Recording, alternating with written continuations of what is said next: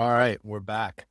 Now we're moving on to the most struggling of all the cultures. This is the one that's going to create the most pain points in a workplace organization. And this is really the chaotic culture. So this is marked by lack of structure, unclear direction, constant change, or confusion that could be coming from all different angles within the organization.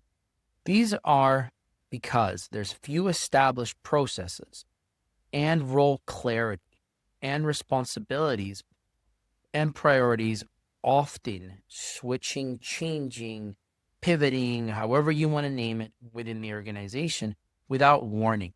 So think about this. Get hit with a big business change and you decide we're going to go on the offensive. So everything is going to be promotion. We're going to be selling. We're going to grow. We're going to do all this.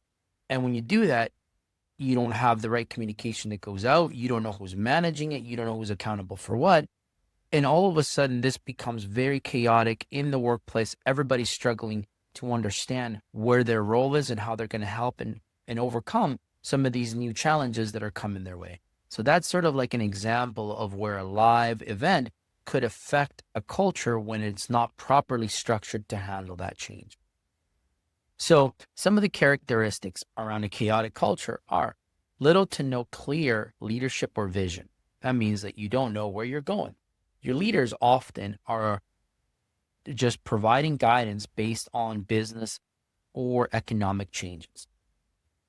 A lot of these are frequent changes in direction and inconsistent communication that comes with it. So you might find one manager says one thing, another manager says another, while the owner says a different story. This is where it becomes really frustrating in an organization. So also what you'll find is unclear expectations and role and responsibilities, meaning that manager A wants you to do this, this, and that, while manager B doesn't care about those tasks. They only care about maybe what's important to them. That might be like their sales number, while manager B really wanted, or manager A, sorry, really wanted you to be focused on productivity.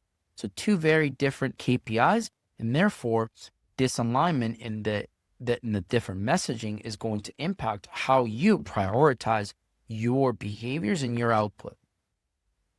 There's also reactive decision making rather than strategic planning.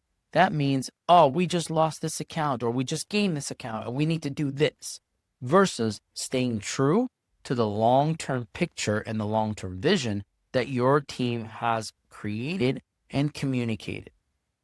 It's a very stressful work environment with low predictability and stability. You might find high turnover in these organizations and these teams.